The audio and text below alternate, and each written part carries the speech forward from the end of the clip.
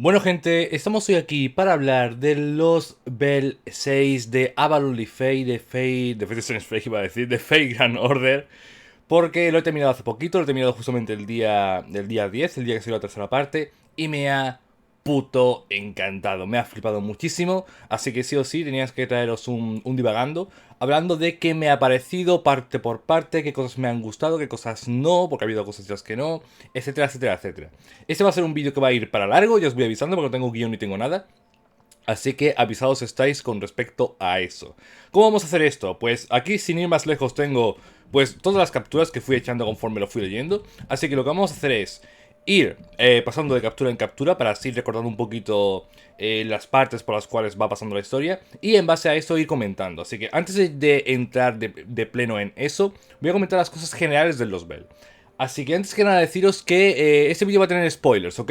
Va a tener spoilers de todos los verséis, obviamente, pero no va a tener spoilers cuando llegue a X parte, va a tener spoilers todo el tiempo, todo el tiempo, todo el tiempo. Es decir, aquí nada más empezar el vídeo, voy a empezar a decir cosas del final, es lo más seguro. Así que, si no habéis jugado en los Bell y tenéis pensamiento de jugarlo, dejad el vídeo ahora mismo, ¿ok? Así que, habiendo dicho eso, Avalon Lify, Fire Round Table Domain. Tremendo, tremendo, tremendo. ¿Por qué me ha gustado tanto? ¿Por qué me ha gustado tantísimo este Los Bell como para hacer un vídeo como el que estoy haciendo ahora?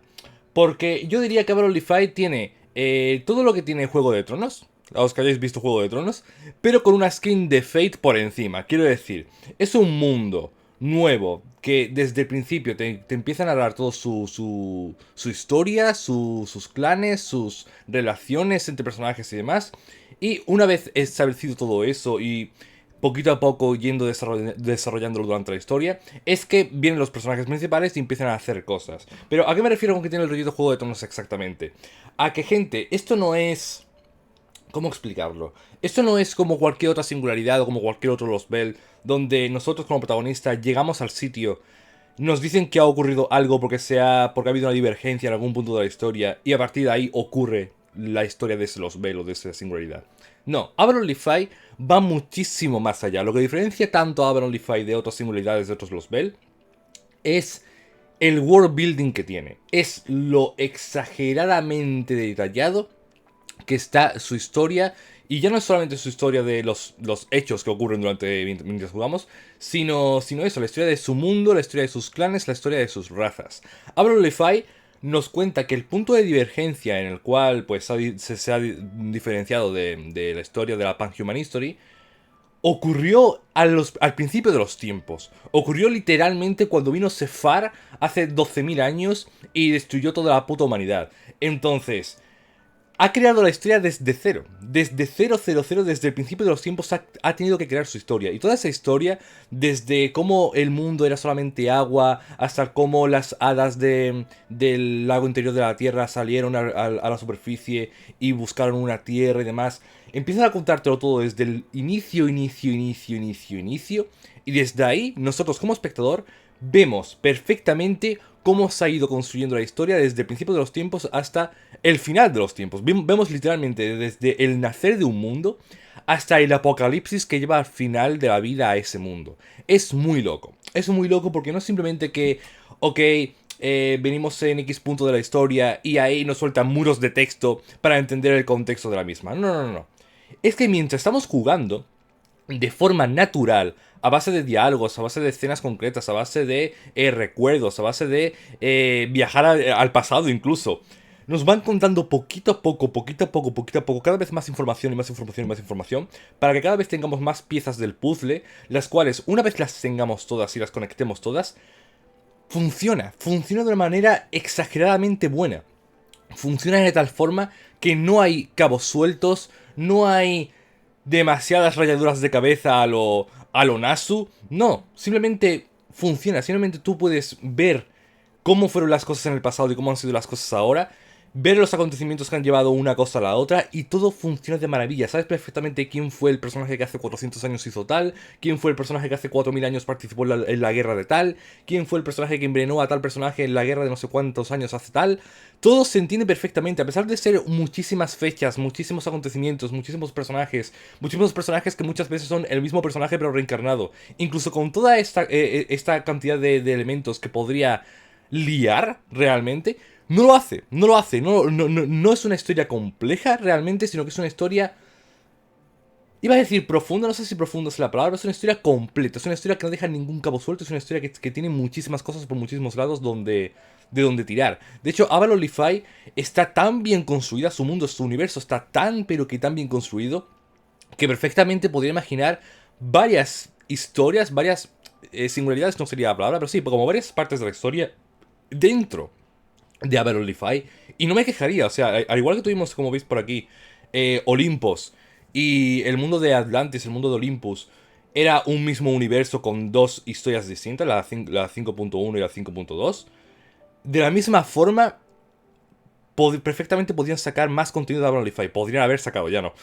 Porque el mundo es tan amplio y tiene tantísimas cosas por explorar que perfectamente daba, pero que daba muchísimo para sacar varias historias. Y eso es lo que más me fascina de Avalon Lify. Que no es simplemente una parte de la historia más, sino que está tan bien construida, está tan completa, tiene tantísimos elementos y demás, que perfectamente se podría construir un juego entero, un universo entero dentro de Avalon Lify. Es tremendo. El mundo de Avalon Lify, el world building de Avalon Lify me ha parecido una completísima locura. Pero ya no solo eso, ya no solo la historia del mundo, es la historia de los clanes. Otra cosa que me ha encantado muchísimo de Avalon Lify es que veréis, en otras singularidades, en otros Los Bell, siempre se queda mucho el tono del héroe que tiene que salvar el mundo. Entonces, tenemos siempre este rollito de que nosotros somos Caldea, que venimos a este mundo para luchar contra el árbol de este mundo, y en este mundo hay X enemigos, normalmente el Master enemigo, que quiere luchar contra nosotros. Entonces está muy maniqueado, es muy el bien contra el mal. Aunque luego tengas todo este drama de que nosotros somos los malos realmente, porque vamos a destruir el mundo, vamos a hacer un genocidio y todo el tema. En el panorama global de las cosas, es el bueno contra el malo. Es nosotros somos los buenos, los malos son los que quieren impedirnos nuestro avance. Sin ir más lejos, pongo el ejemplo de Atlantis. En Atlantis nosotros éramos los buenos y el malo era Odiseo. Y toda Atlantis era nosotros contra Odiseo. Luego tenemos Olympus y tenemos la misma mierda. Éramos nosotros los buenos y los malos eran los dioses griegos. Entonces éramos nosotros contra los dioses griegos. Y así era un poco todo el rato.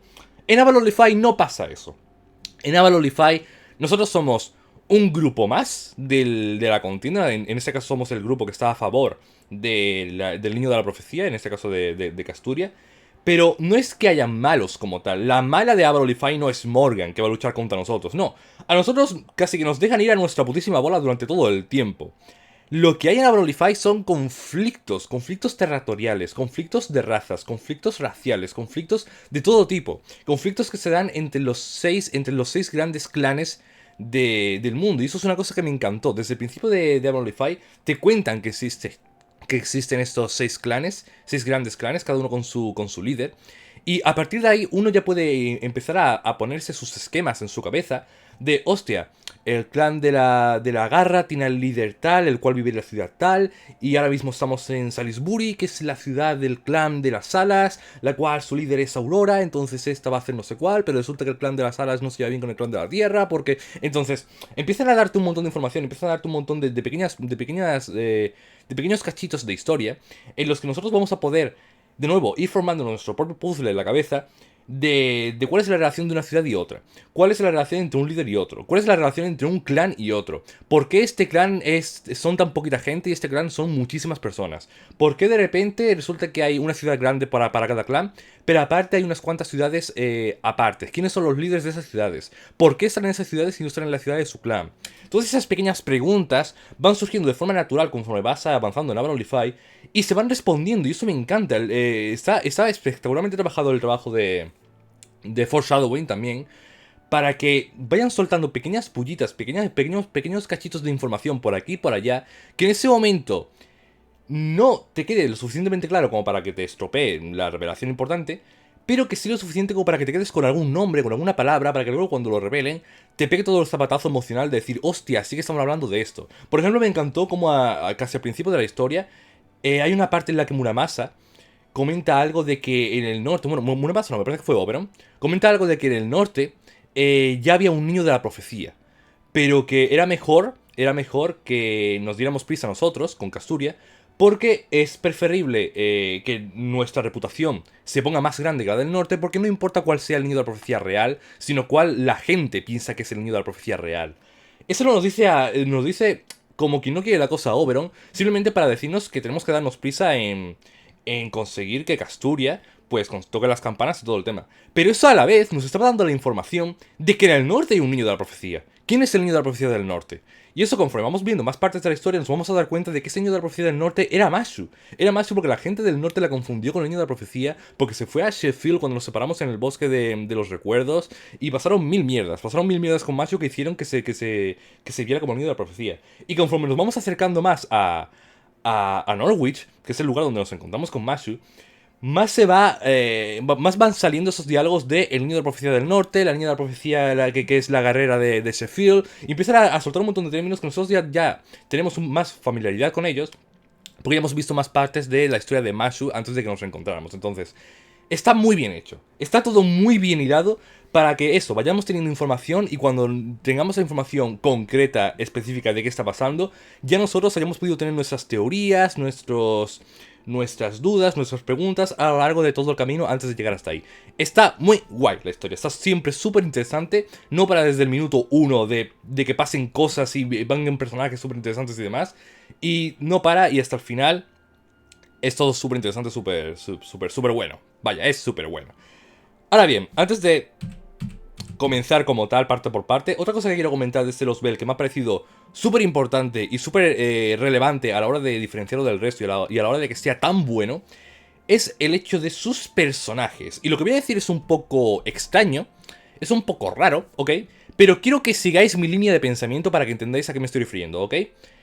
Yo pienso que los personajes de Avalon Lifey son tan buenos, pero que tan buenos, porque son NPC. Y me voy a explicar con esto. ¿A qué me refiero? Veréis. En Olympus, en Atlantis, en China, en cualquier otro Lost Bell, en cualquier otra singularidad, todos los personajes que nos vamos encontrando a lo largo de la aventura, incluso los que van de nuestra parte, son servants, ¿ok? Son servants que han sido invocados, ya sea por nosotros, ya sea por la Tierra para ayudarnos, o ya sea por los malos para estar contra nosotros. Todos son servants.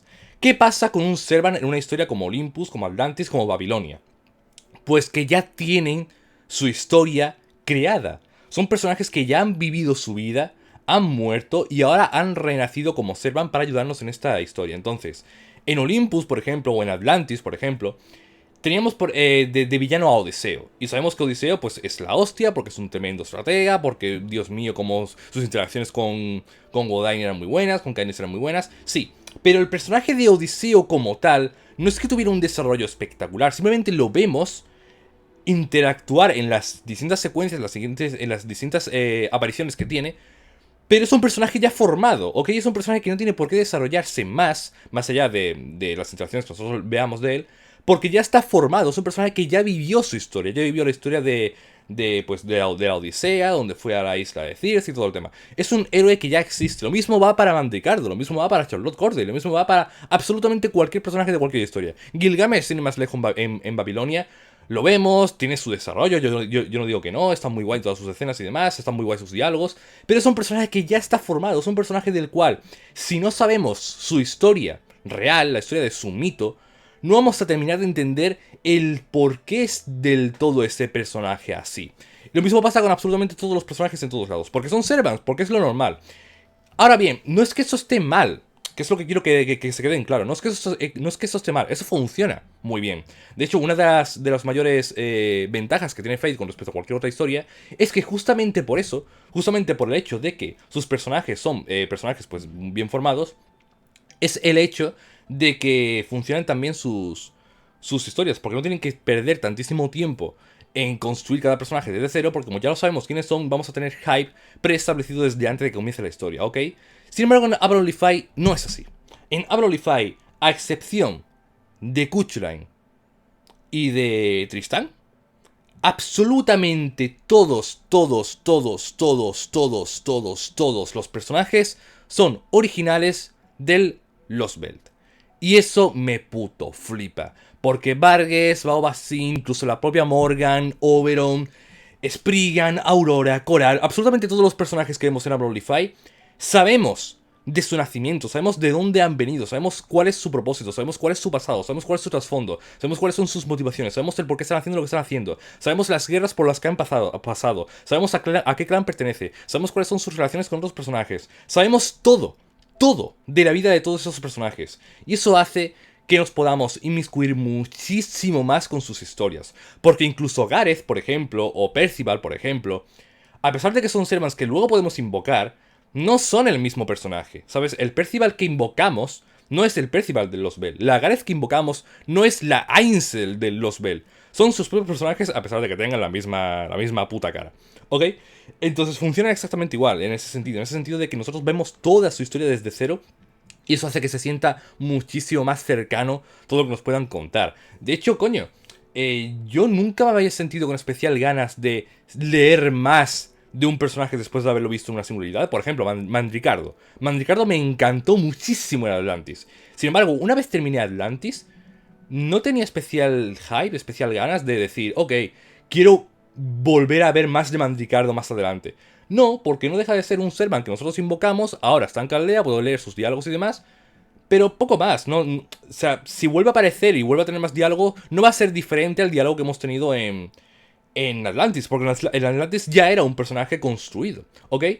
Con Avalon Lifey sí me ha pasado eso. Sí me ha pasado eso de decir, hostia, si ahora en algún evento o en cualquier lugar apareciera Boba Fett o apareciera Vargas o apareciera Melusine, quiero leerlas. Quiero leerlas porque quiero ver qué piensan de la situación en la que estemos en ese momento después de haber pasado por Avalon Lifey. Porque no sería simplemente una interacción más de este personaje, sería más de este personaje. Sería más de este personaje después de haber tenido todo su desarrollo. Es decir, no sería como volver a poner un peón el cual ya hemos cogido de la caja, digamos, sino seguir viendo su historia. No es que la hayamos cogido y luego soltado otra vez a la caja, sino que sigue hacia adelante, sigue hacia adelante, sigue hacia adelante, porque toda esa historia la hemos visto desde el minuto 1. Y eso me puto flipa. Y eso me puto flipa. Ahora bien, habiendo dicho eso, vamos a ir comenzando ya por cositas concretas de la historia. Parte por parte, ¿ok? Obviamente no le he sacado captura a absolutamente todo, así que habrá cosas que me salte, pero bueno, este vídeo va a ser lo suficientemente largo, así que no os preocupéis por eso. Para empezar, empezamos con todo el tema de Tristán, todo el tema del bosque de los recuerdos donde perdemos la memoria al principio. Para empezar, decir que me hizo muchísima gracia el personaje de Tristán. Muchísimas gracias. Desde su aparición en la playa, cuando bajamos del barco y de repente decimos, sí, es que no podemos invocar ningún serva, no sé qué, y está ahí Tristán tan tranquilo hablándonos, sí, bueno, habrá que hacer lo que podamos. Y todo el mundo se queda súper rayado mirándolo, en plan, ¿tú de dónde coño has salido?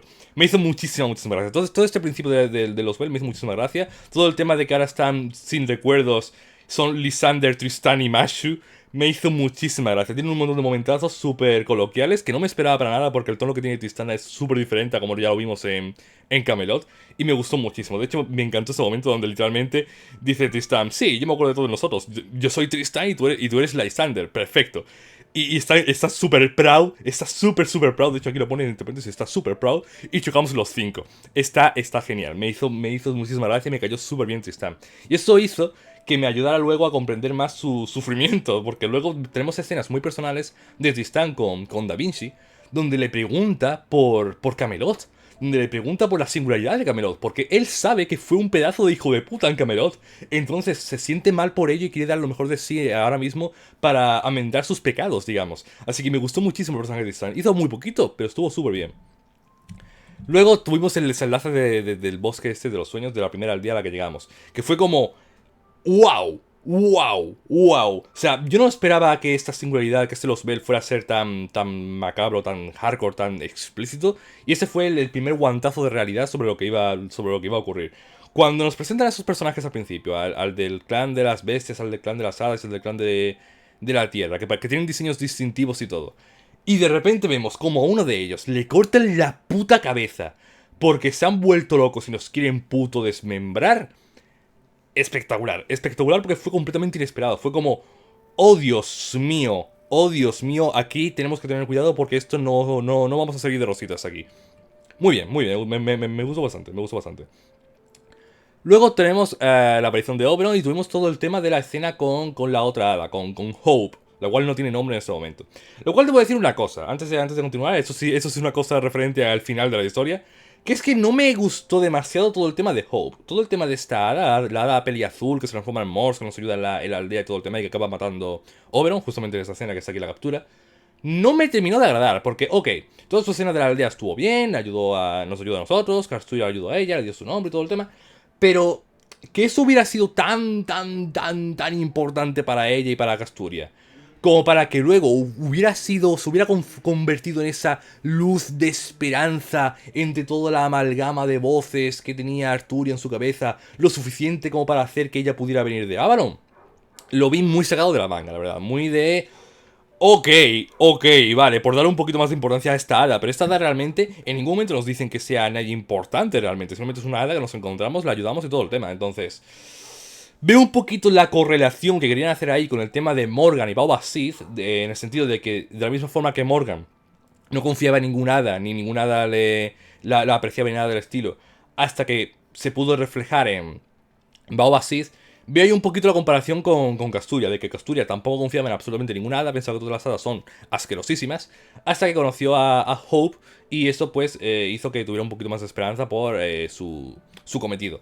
Pero no... Aunque puedo entender esa correlación, no termino de verlo. Y más siendo el clima de la historia contra Oberyn y todo el tema, no me terminó de agradar que apareciera ahí Hope de repente y fuera como, sí, mira, su nombre era Hope porque yo le di mi nombre, entonces fue aquí mi luz, no sé qué. Un poco método eso. Así que nada, aquí aparece el Wiwi, aquí aparece el Traitor, aquí aparece el Sus, aquí aparece este hombre que cada aliento que da, cada respiración que hace es una sucia y maldita mentira. Me encanta, me fascina Oberon, me encantan sus diálogos, me encanta la soltura que tiene al hablar, me encanta que cuando se revela quién es realmente empieza a soltar palabrotas tan tranquilo, en plan, bueno, yo sé que suena muy grosero y demás, pero ¿qué le vamos a hacer? Bueno. Me gustó muchísimo. Además, el bueno de Oberon tiene la voz de Popu. Tiene la voz de Popu, de Dragon Quest. Y Popu me encanta, así que es una voz de tremendísimo bro. No puedo esperar por ver esto animado, no puedo esperar por ver a Oberon animado, tiene que ser espectacular. Es tan hermoso que me repugna, es maravilloso, es maravilloso. Y aquí comentan un poquito sobre que Oberon es un personaje ficticio, todo el tema. Hay un montón de pequeñas pullitas a lo largo de la historia sobre quién es Oberon realmente, sobre si realmente está aquí o no, sobre si realmente es un ser invocado por la tierra o no. Dan un montón de pequeñas pullitas, pero no las suficientes como para que nosotros sepamos claramente que es un traidor. Así que está bastante bien llevado todo el tema de Oberon, me gustó bastante eso. Aquí tenemos a Arturia súper avergonzada cada vez que hablan del niño de la profecía. El sentido del humor de Avalon Lifey me gustó muchísimo. Sí que es cierto que, obviamente, una vez las cosas se ponen serias, se pierde, porque obviamente no vas a estar haciendo bromas todo el tiempo. Pero en esas primeras partes de la historia, donde todavía no había pasado nada demasiado heavy, me gusta muchísimo el sentido del humor que tiene. Me gusta muchísimo como, por ejemplo, en esa escena, pues está hablando del niño de la profecía, el niño de la profecía, el niño de la profecía, que es la hostia. Y Arturia, que está allí escuchándolo todo, está como muerta de vergüenza, en plan, ay Dios mío, como se enteren que soy yo el niño de la profecía. Está muy bien, está muy guay.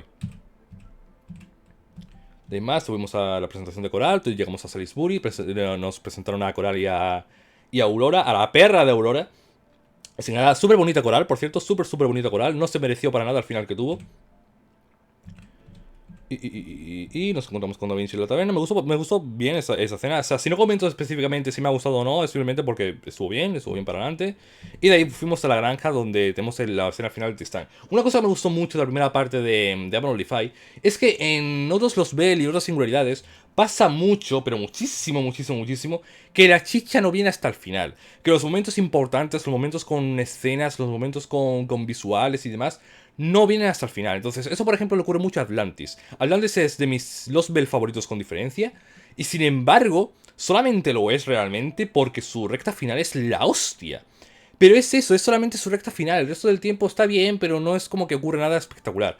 A Avalon Lifey no le pasa eso. Avalon Lifey desde el minuto 1 es espectacular. Y eso nos demuestra, sin ir más lejos, Tristán, que esto ocurre en la sección 3 o 4. Esto ocurre súper pronto. Y ya tenemos pues, un momento epiquísimo de Tristán, hablando sobre la justicia, hablando sobre sus pecados en Camelot, sacrificándose para luchar contra Vargas, esa escena tan épica donde la amarra con todos los cables de su arpa, espectacular. espectacular. Le sacaron incluso este sprite especial para ese momento, muy, pero que muy guapo. Dejando de lado el hecho de que la escena como tal del NP fue súper cutre, porque Dios mío, literalmente pusieron un vídeo de Tristán haciendo el NP y Vargas haciendo el NP ahí en medio como si fuera a quedar súper épico, cuando el vídeo tiene peor calidad que el NP utilizándose dentro del propio juego. Así que se vio como muy fuera de lugar y muy cutre, muy cutre. Pero vamos, estuvo re épico, estuvo re épico. También nos sirvió para ver lo que es un Tanlin, una Fairy Knight, en todo su esplendor, vimos a Vargas y demás, así que sirve para meter más contexto a toda la historia y además pues para tener el momento épico con Tristán. Me acabo de fijar ahora mismo que Vargas tiene aquí una florecita. Ok, ok. Y de ahí fuimos a Gloucester. Y aquí de nuevo voy a comentar esto que me gusta mucho de los clanes y de las ciudades.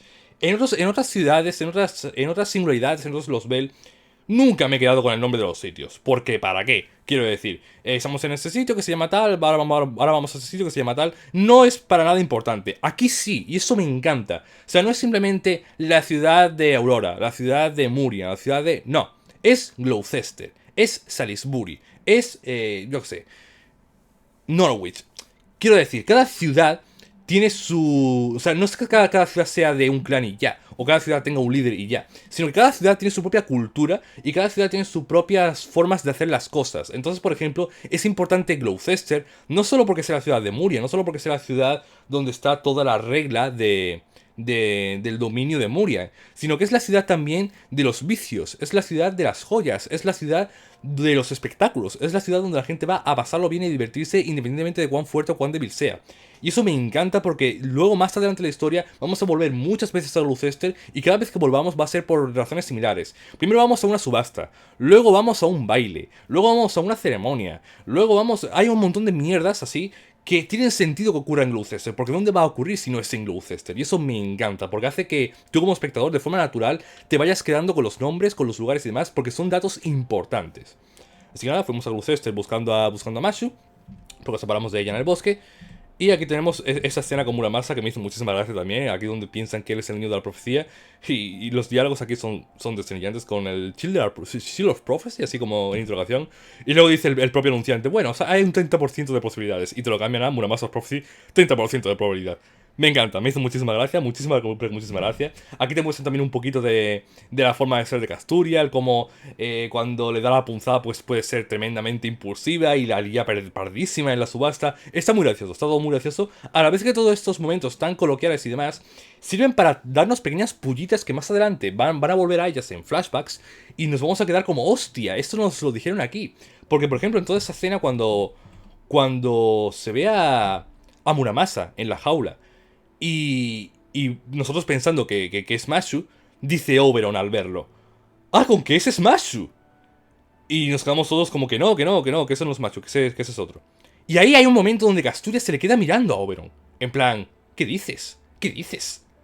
Pero no vuelven a decir nada más. Y cuando muchísimo más adelante nos revelan que se quedó de esa forma porque Casturia puede ver las mentiras, porque Casturia tiene los ojos de las hadas y en ese momento sabía que Oberon estaba diciendo una mentira, es como que recontextualiza todo este momento. Y ese momento donde yo, como lector, me quedé también un poco rayado pensando en por qué hayan puesto este plano de Casturia mirándolo, de repente tenía sentido ahora. Y eso me encanta, eso me gusta muchísimo, que no hacen cosas por hacer, sino que todo tiene su porqué. Así que muy bien, nada, le llevamos al Muramasi y nos lo llevamos con nosotros porque ahora es nuestro, porque lo hemos pagado. Y de ahí pasamos a toda la historia de Mashu. Toda esta primera parte de la historia se separa en dos caminos, en el camino del Mas y el camino de Mashu. Y eso es otra cosa que también que me recordó mucho a Juego de Tronos, a Game of Thrones. Y que también me gustó muchísimo. No era simplemente nuestro camino como los héroes, sino que por otra parte estaba ocurriendo otra historia con otros personajes. En este caso, pues tuvimos a Mashu en Sheffield, que se lo llevaron los tres duendecillos. Conoce a Jabetroth, conoce a Bogart, nos cuenta toda la historia del clan de la bestia, nos cuenta la historia de Bogart con Vargas, nos cuenta la historia de cómo Bogart era el segundo al mando de Wood porque perdió en la guerra para ver cuál era el jefe del clan. Por eso lo echaron de un lado. Nos cuentan que Bogart estaba en Norwich, pero Spriggan con sus maquiavélicos planes lo acabó echando y por eso Bogart se tuvo que ir a Sheffield. hay muchísimo lore, muchísimo contexto, muchísima información que nos cuentan aquí, que no se queda en el aire, y eso me encanta. No es simplemente información que, ok, cuando se destruya Sheffield, cuando muera Bogar, pues no nada de eso va a importar. No. Porque Bogar tiene que ver con el clan de la bestia, Bogar tiene que ver con Vargas, Bogar tiene que ver con Woodgoose, Bogar tiene que ver con Oxford, Bogar tiene que ver con Norwich, Bogar tiene que ver con Spriggan, Bogar tiene que ver ahora también con Mashu. Son muchísimas cosas, son muchísimas cosas que hacen que todo se vaya expandiendo y expandiendo y expandiendo y expandiendo y expandiendo para que todas las relaciones estén súper completas. Y eso me puto encanta. Otra cosa que me puto encanta, Mashu. Mashu me puto encanta porque es bonita, es muy bonita. Miradla, miradla con ese traje de novia que le prepara Javetros. Qué cosa más bonita, por favor. Así que nada, tuvimos ahí un poquito del contexto de Mashu. El señor de Mashu nos van a ir contando muy poquito a poco y no va a explotar hasta el final de la parte 1, que vamos a llegar a eso, que fue espectacular. Así que nada, llegamos al bosque de Muramasa, al bosque de Muramasa no, al bosque de Oberon, con los monstruos de las hadas. Y aquí hay una pequeña parte que me encantó también, de hecho me parece que no le he sacado captura, que es que los insectos, o sea, nosotros no entendemos el lenguaje de los insectos, porque hablan como en idioma de hada antiguo. Pero hay un momento donde en los diálogos están hablando en idioma insecto y arriba ponen sus subtítulos que los personajes no pueden escuchar, pero nosotros como espectador sí que podemos leer.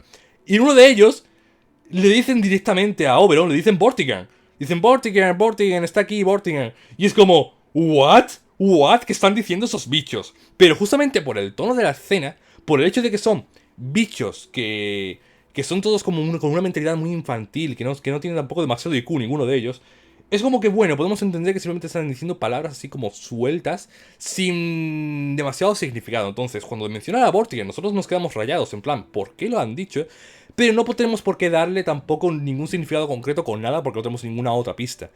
Todo esto, cuando luego sabemos, obviamente, que Oberon es Vortigern, es como que, wow, esos malditos insectos lo supieron todo el tiempo. Me encanta.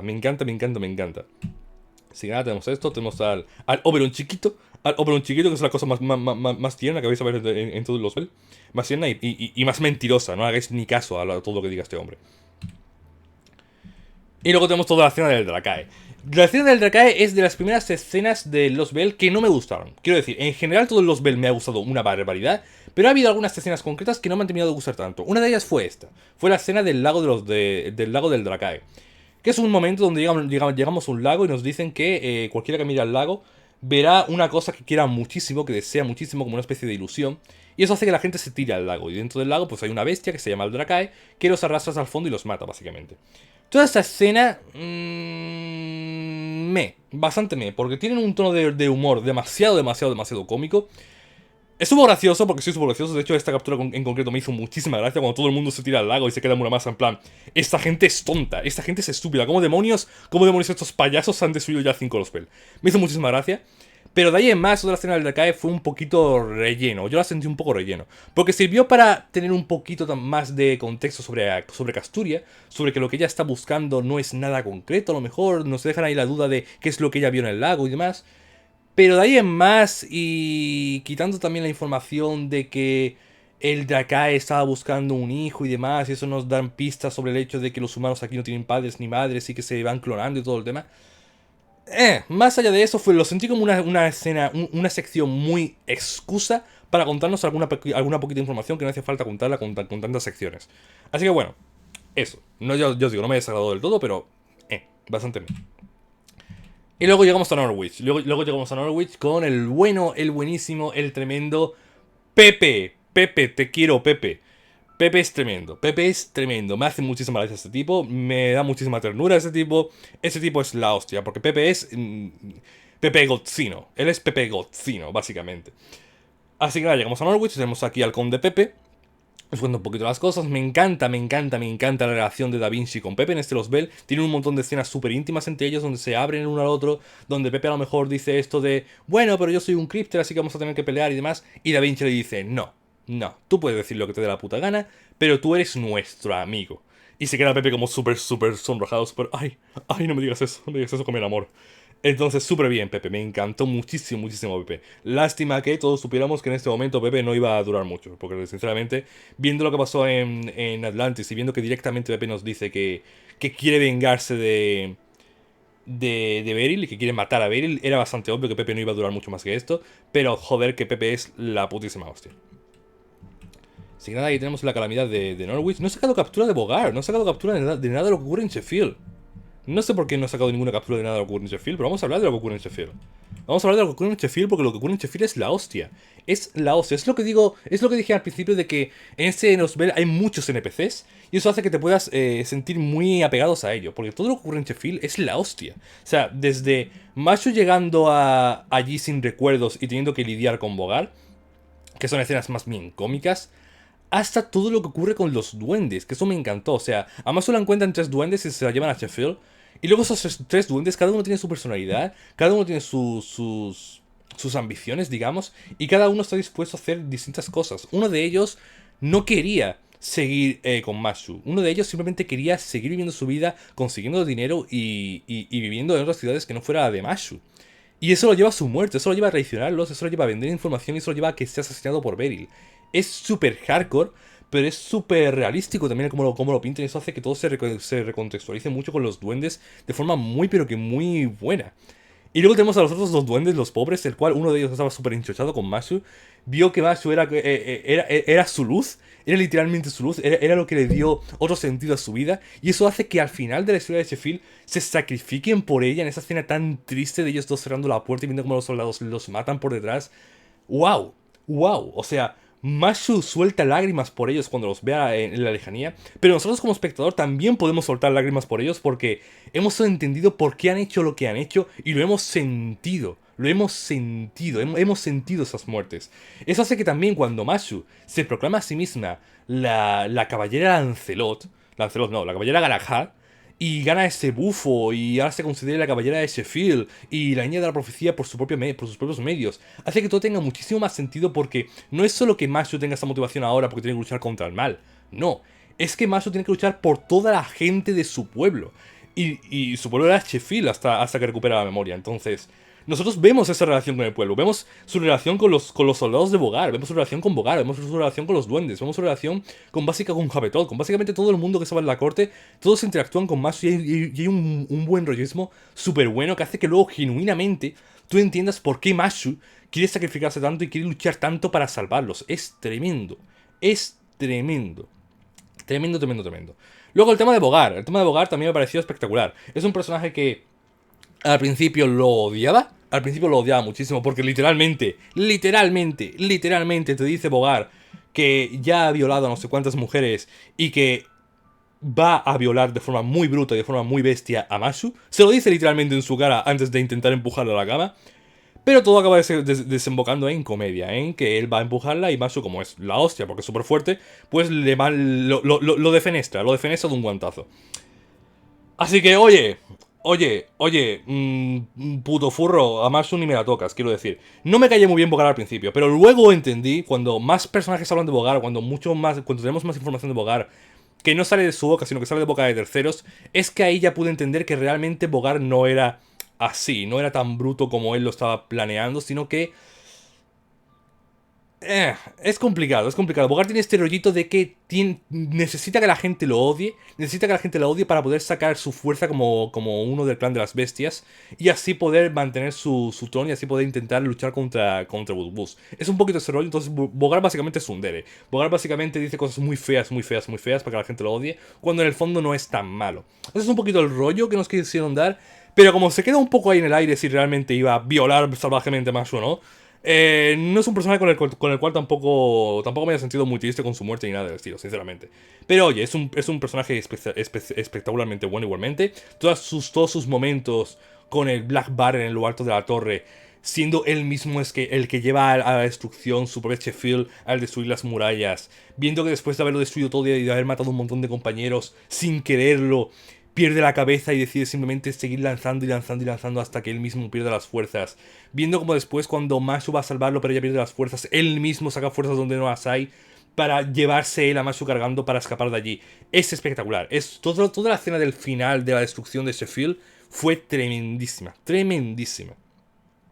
Así que después de eso, pues Mashu se va hacia Norwich, que es donde estamos nosotros ahora mismo, y nos la encontramos en el momento de la profecía, en el momento de la primera catástrofe, la primera maldición de Cernunos, Así que muy bien, me gustó mucho. Spriggan es un tipo que, a pesar de que no haya tenido escenas tan tan bélicas, digamos, como otros personajes. Es un personaje que, por lo bajito, a base de conexiones y a base de pagar a la gente, ha hecho mucha mierda. Y eso se representa muy bien cuando lo vemos con Mashu. Y vemos que no podemos acercarnos a ella por culpa de Spriggan y sus soldados. Y vemos que luego cuando la tienen en su castillo ni siquiera podemos ir a saludarla ni a verla ni nada. Justamente porque está en el castillo de Spriggan. Es todo como muy... Le da muchísimo, muchísimo poderío, pero no un poderío de fuerza, sino un poderío de poder. Válgame la redundancia. Un poderío de... Este tipo lo tiene todo bien planeado, lo tiene todo bien estructurado para que no podamos hacer nada. Y eso me gustó mucho. Y luego tenemos el momento de la primera calamidad. Hay muchas cosas que decir de aquí que también me gustaron. Me gustó muchísimo, por ejemplo, el cómo Casturia se siente mal consigo mismo porque ve que es Mashu la que lo está haciendo básicamente todo y que Asturias no está haciendo nada y que Asturias está ayudando, pero no está siendo la niña de la profecía. El trabajo de la niña de la profecía, el trabajo de luchar por su gente y salvar a la gente de la calamidad, lo hizo Mashu en lugar de ella. Y eso hace que ella tenga muchísima inseguridad porque desde el principio, desde que partió su viaje, nunca había tenido la seguridad de si era digna para el rol de ser el niño de la profecía o no. Entonces todo eso por parte de Kazuya está muy bien, pero toda esta escena se la lleva Mashu. Se la lleva Mashu por completo, es la escena en la que recupera sus recuerdos y cuando está ahí con el máster luchando contra la calamidad y el propio narrador, que yo creo que es que el narrador tendría que tener la voz de Kuchulain, y el propio narrador dice esto de esta chica ya no era solo la guerrera de Sheffield, ya no era la niña de la profecía, no sé qué, el nombre de esta chica es Mashkir-Elite. Es espectacular, es un momento de epicidad, es un momento de conclusión del arco de personaje que ha tenido Mashu cuando no tenía recuerdos, que desemboca en este momento tan maravilloso de Mashu con el Master, haciendo reminiscencia al primer Lord Camelot que utiliza al principio de la historia en Fuyuki. Tremendo, tremendo, tremendo, tremendo. También que eso es un momento muy importante para ella porque es el momento en el cual ha vuelto a aceptar a Galahad dentro de ella, ya no tiene que utilizar el Ortinax, entonces ya puede volver a utilizar el Lord Camelot. Es como un desarrollo espectacular para el personaje de Mashu. Fue tremendo, tremendo, tremendo, tremendo toda esta parte. Yo aquí tenemos el diálogo de... ella fue la carrera que contuvo el de esto, lo otro. Ella su nombre es Mashu. Es tremendo, tremendo, tremendo. Y ahí terminó la primera parte. Fue bastante dura la espera, sinceramente. Fijaros que esta espera no fue tanto como el de la segunda, pero fue igualmente muy, muy dolorosa. Fueron solamente 9 secciones, pero en 9 secciones tuvimos todo lo de Tristán, todo lo del bosque, lo del Dracaer, lo de Muramasa en Gloucester, todo ese field que fue lo más importante de la parte, todo lo de Norwich. Termina con el cliffhanger de Morgan lanzando el rayo del espejo del agua a Mashu. Tremendo, tremendo, tremendo, tremendo, tremendo, tremendo todo. Muy bueno, muy bueno. Y insisto, son solamente 9 secciones de 30 que son. Luego continuamos con la segunda parte de los Bell, donde nos presentan por primera vez a Nognarea. Y me gustó muchísimo la presentación de Nognarea, porque Nognarea es un personaje del cual yo tenía muchísima intriga con él. Porque, como os digo, en la primera parte nos presentaron los clanes, nos presentaron a los líderes y demás, pero nunca habíamos visto exactamente quiénes eran esos líderes. Entonces, a mí me encantó la primera parte. O sea, una de las cosas que me encantó de la primera parte era la incertidumbre y la duda y la pregunta de quién. ¿Quién eran los líderes de los distintos clanes? Porque nos presentan a Aurora, sabemos que en Gloucester está Muriam, pero no habíamos terminado de ver quiénes eran, no habíamos terminado de ver sus sprites. Y a Nognarea la mencionan muchísimo. La mencionan muchísimo como aquella rebelde que está formando su ejército en el norte para luchar contra Morgan y demás. Hay muchísimos diálogos sobre Nognarea, sobre que el castillo tiene que tener sus defensas siempre preparadas para prepararse para el combate contra Nognarea y demás. Entonces, cuando nos presentan a Nognarea, había muchísimo hype por ver quién era Nognarea y cómo sería Nognarea. Y yo me esperaba que Nognarea fuera a tener una actitud más mundana, más cliché, digamos, en el sentido de que yo soy aquí una reina, quiero luchar contra la otra reina para ser yo reina. Y aunque sí, básicamente es eso en el fondo, tiene muchísimo más su personaje y me encanta sobremanera, pero sobremanera, su actitud que tiene con Casturia. No me esperaba para nada que Nognarea fuera a ser una amiga de la infancia, entre comillas, de Casturia. Y toda esta rivalidad, barra colegueo, barra amistad que tiene con ella, me parece súper bien llevada y hace que su momento culmen cuando bebe el veneno en el banquete y está, pues, muriendo, ¿no?, en los brazos de Casturia. Pegue el doble y el triple y el cuádruple, porque es como, hostia, es que por mucho que haya dicho que es su rival y todo el tema, era en verdad su amiga, fue su primera amiga, entonces, muy bien, me encantó muchísimo Nognarea. Y de hecho, pues con Nognarea también vuelve un montón la comedia, se nota que después del final tan climático de la primera parte, querían volver otra vez un poquito a bajar los humos y a tener un poquito más de comedia, así que Eso es lo que hace este alivio cómico, que es una área. Me gustó muchísimo, muchísimo concretamente este chiste de... oye, ¿por qué tu fuerza espiritual si se ve como corazones? Si se queda ella como... Corazones, será una forma de hablar, supongo, porque obviamente ella no está viendo su sprite. Estaba gracioso, estaba gracioso. Luego le da una explicación, no es simplemente que estén rompiendo la cuarta pared, luego tiene una explicación de por qué eso es así. Pero oye, me gustó mucho, me hizo bastante gracia. Luego pues tenemos esta magnífica, esta increíble interacción entre Percival y el Conde Peperón, que me hizo muchísima gracia. No os podéis imaginar la gracia que me hizo este diálogo. De, un enemigo cuando ve a Percival, dice, eso es un Nightcall, no sé qué. Tremendo, tremendo, me hace muchísima gracia. Y no he comentado nada de Percival. A Percival nos lo encontramos en Londinium. Bueno, nos lo encontramos. Vamos a Londinium y hablamos con Percival. Y me encantó Percival. Me encantó Percival, pero no solamente porque sea un personaje que es súper buena onda, sino porque también todo el contexto de los guerreros de Londinium, todo el contexto de la gente que estaba apoyando al grupo de los caballeros de la mesa redonda, se notaba que eran gente que estaba siendo entrenada por Percival, porque nos encontramos con ellos cuando luchamos contra Vargas en la granja de humanos, y ahí pudimos ver lo buena onda que eran esos caballeros, y pudimos comprender perfectamente que eran tan buena onda gracias al entrenamiento de Percival. Entonces, cuando vemos a Percival y vemos lo buena onda que es Percival, lo entendimos todo perfectamente. Todo es como que tiene perfecto sentido, así que me gustó mucho en esa parte. Y también, otra cosa que no he comentado es que en la parte del bosque, si mal no recuerdo, por aquí, se nos une también Gareth. Se nos une también Gareth al grupo. Simplemente porque es una chica que quiere convertirse en guerrero. Vio a Casturia en Gloucester. Le gustó tanto como era su actitud que decidió unírsenos. Luego tenemos más contexto sobre Gareth. Pero sí que Gareth es una de las cosas que no me ha terminado tampoco de gustar. Luego os digo exactamente por qué, ¿ok?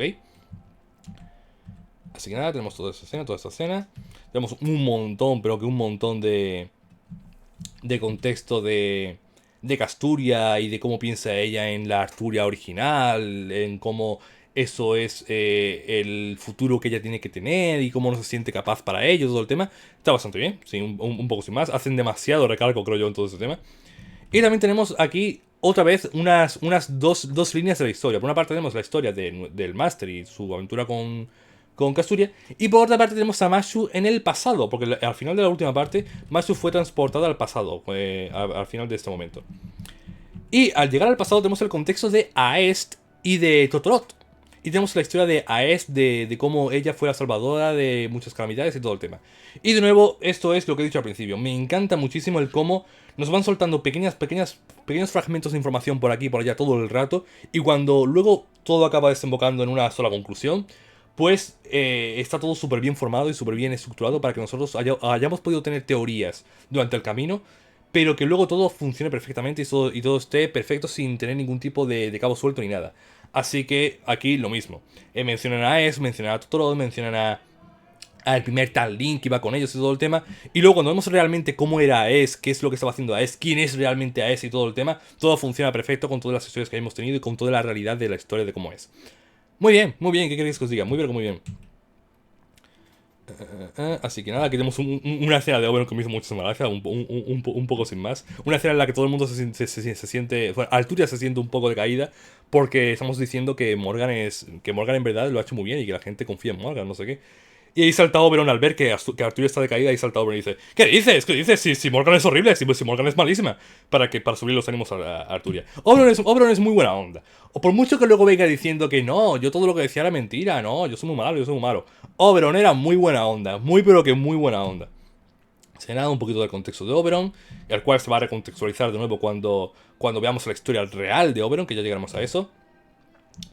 Y de ahí vamos a la quema del bosque de Oberyn, un momento muy duro, un momento donde Vargas va a quemar todo el bosque de Oberyn por orden de Morgan.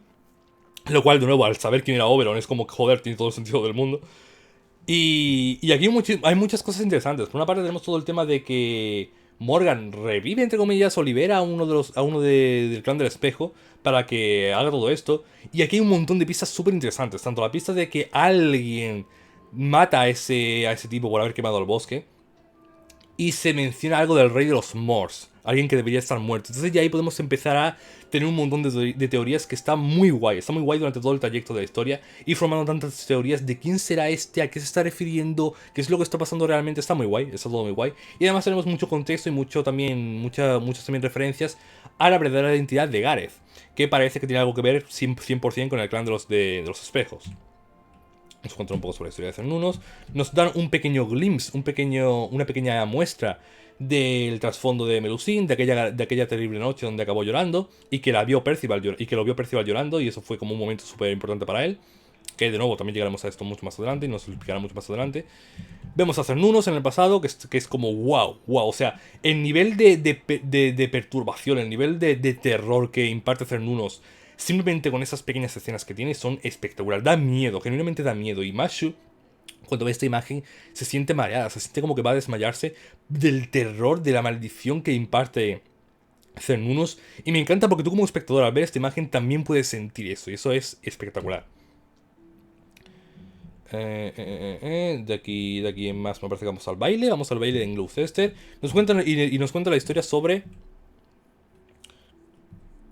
Sí, nos cuenta la historia sobre Aurora con Melusine. Y a ver, debo decir que Melusine, a pesar de ser un Selman que me ha gustado muchísimo, a pesar de ser un Selman por el cual he tirado cuarzos y me ha salido y la he subido hasta el nivel 100, me habría gustado que hubiera tenido mucho más historia Melusine. Porque durante las dos primeras partes de los Bell, tiene historia como ese momento que tenemos aquí, donde nos dan el contexto de quién era realmente, de que era el brazo de Albion y que la rescató Aurora y todo el tema. Pero no hace mucho, realmente ella no hace mucho, no tiene demasiadas interacciones, no tiene demasiados diálogos, y no es hasta el final del todo, cuando ya tenemos la conclusión final con Aurora, el combate contra Percival y todo el tema, que vemos un poquito más de su pasado, del por qué ella así, de cómo piensa, de qué es lo que piensa sobre Aurora y todo el tema. Que igualmente estuvo muy bien, pero yo pienso que le deberían haber dado muchísimo más importancia a Melusine, porque siendo que era la más fuerte de las tres Fairy Knight, yo pienso que es la que menos contexto, la que menos historia ha tenido. Así que me da un poco de pena eso. Pero igualmente tremenda toda la historia de Melusine, vaya. Luego tenemos todo el viaje hacia Orkney. Tenemos el viaje para rescatar a Mashu, básicamente del cristal. Nos encontramos con Kuchan y todo el tema. Pasamos por el lago de Melusine, que es donde nos cuentan esta historia. Nos cuentan toda la historia de Londinium, de cómo traicionaron a Uther porque lo envenenaron, de cómo traicionaron a Aesk muchísimas veces. Toda la historia de Aesk y de Morgan me ha parecido súper triste, me ha parecido súper dura. Y Dios mío, al principio cuando yo vi a Morgan por primera vez, no me gustaba mucho su personaje porque yo pensaba, joder, para ser Morgan, que es un personaje tan importante para Faith como lo es Morgan, que me hayan hecho básicamente una Casturia Alter en cuanto a diseño, me echaba mucho para atrás. Era como, bueno, Y luego, lo poquito que había de sus diálogos y demás, la veía como demasiado recta, demasiado tiesa, pues es como que, no me llama mucho la atención. Pero después de entender todo el contexto de Morgan, todo el contexto de Aes, por todo lo que tuvo que pasar, todas las traiciones, y sobre todo de ver su desenlace en la historia, es como, ¡ay, Dios mío! Quiero abrazar a Morgan, quiero hacerle un pat-pat en la cabeza y decirle que todo va a salir bien. Porque, Dios mío, Dios mío, me da muchísima pena. Me da muchísima pena todo lo que ha pasado a Morgan. Muerte a las hadas, maldita sea, la entiendo perfectamente cuando las dejaba morir a su propio futuro en las calamidades. La entiendo, vamos, pero perfectísimamente. Y ya llegamos al momento de Mashu librándose del cristal. Que me encanta, por cierto, el cómo en esta imagen vemos que Mashu está llorando. Vemos que Mashu está saliendo del cristal llorando. Porque en este momento Mashu está sintiendo lo que sintió en el momento de ser petrificada en el cristal. Entonces, esas lágrimas son de la despedida con Aesk cuando le revela que es realmente Morgan, cuando le dice que va a tener que perder sus recuerdos y todo el tema, con lo que no los pierde porque no le daría la gana, supongo, a Aesk. Es muy fuerte en realidad, y es más fuerte todavía cuando luego te das cuenta de todo el contexto que tiene también con Habetrot, con Totorot. Todo el tema de que Totorot ha tenido que olvidarle todo el tema y todo el hecho de que ella ahora... Porque una cosa que yo estaba esperando muchísimo en este momento era su reencuentro con Habetrot, porque es otra cosa que han dado un montón de bullitas durante toda la historia de que ¿será realmente Habetrot el mismo Totorot del pasado? Dan un montón de preguntas, dan un montón de bullitas, y yo estaba esperando muchísimo ese momento porque parecía que sí que lo era, entonces tendría que ser un reencuentro espectacular. Y cuando llega este momento y vemos que Totorot simplemente no quiere hablar con ella y se va, y se rehuye a su habitación y empieza a estar deprimida, a escribir en su diario y no salir del cuarto, es como, ay Dios mío, me da muchísima pena, muchísima pena, que luego obviamente sucumbe en su escena final, que es como, ay. Muy bien, muy bien, muy bien. Toda esa parte muy, pero muy bien. Luego tuvimos la segunda parte junto al Drakae, junto a la escena del Drakae, que menos me ha gustado de Lost Bell. El concurso de chocolate contra Nognarea. De Casturia contra Nognarea. O sea, yo entiendo que está guay que ellas dos hayan tenido una especie de disputa para ver quién va a ser la reina. Pero como son buenas amigas y como en realidad, por mucho que se digan que son rivales y todo el tema, no se van a pegar, no van a ir a la guerra la una contra la otra, porque son amigas en el fondo, pues han decidido hacerlo de una forma más cómica, más para aliviar un poquito los humos, con esta guerra de chocolate.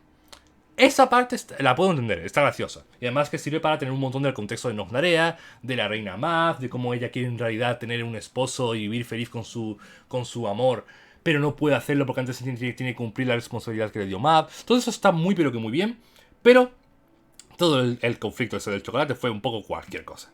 Cualquier cosa, pero vamos, cualquier cosa. Y de hecho no me gustó absolutamente nada, pero nada, nada, nada, que para hacer toda esta coña metieran a Devil Karen. Porque sí, no es Devil Karen realmente, es el hada del amor, es el hada del chocolate que está viviendo, es dicho que lo pones, es el hada del chocolate, pues que vive por aquí y que va a ayudar como juez. No tiene por qué ser realmente amor Karen. Pero es amor Karen. Y ¿sabéis qué pasa? Que yo puedo entender que Percival esté en esa singularidad sin ser nuestro Percival, porque es el Percival de este universo. Yo puedo entender que Gareth esté en este universo, aunque no sea nuestra Gareth, porque es la Gareth de este universo. De la misma forma que Casturia no es Arturia Pendragon, porque es la Arturia Pendragon de este universo. Esa parte la puedo entender. Cuando me metieron a Red Rabbit, cuando me metieron al Red Hare, también como un personaje de aquí, no me terminó de gustar tampoco, pero bueno. Puede servir dentro de la misma lógica. Es el Red Hare de esta singularidad, de este tiempo. Más o menos se lo puedo comprar, porque aquí las hadas existen, aquí los monstruos, los caballos, los furros existen, así que más o menos te puedo comprar que Red Rabbit exista como tal en este universo.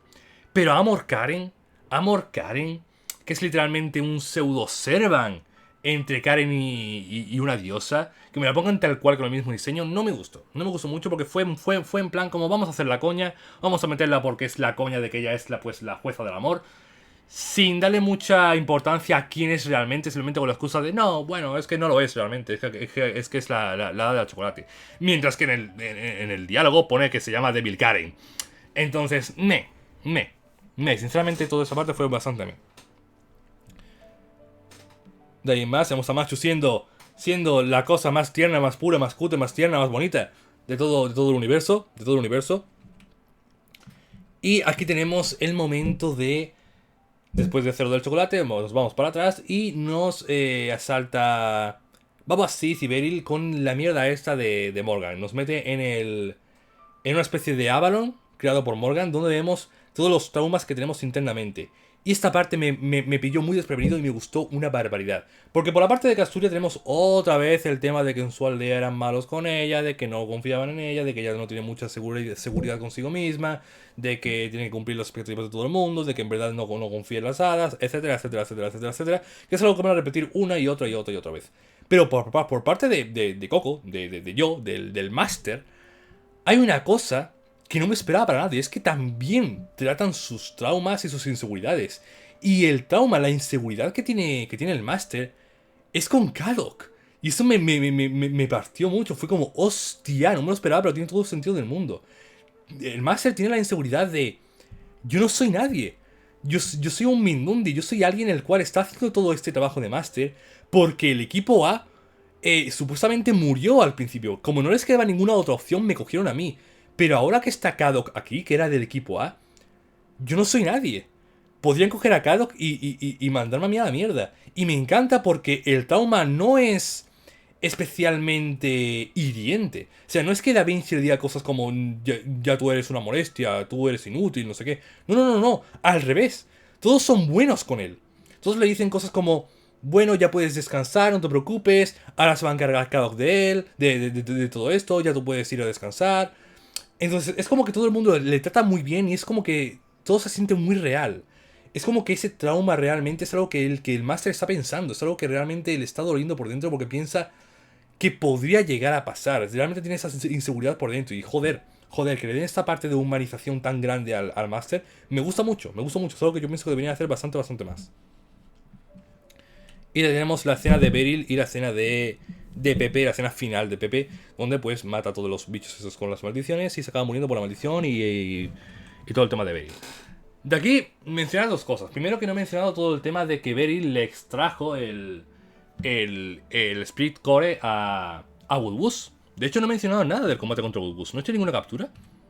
No he hecho ninguna captura del combate contra Woodwus, gente. No sé por qué. No sé por qué. Pero esto ocurre incluso antes que esto, me parece.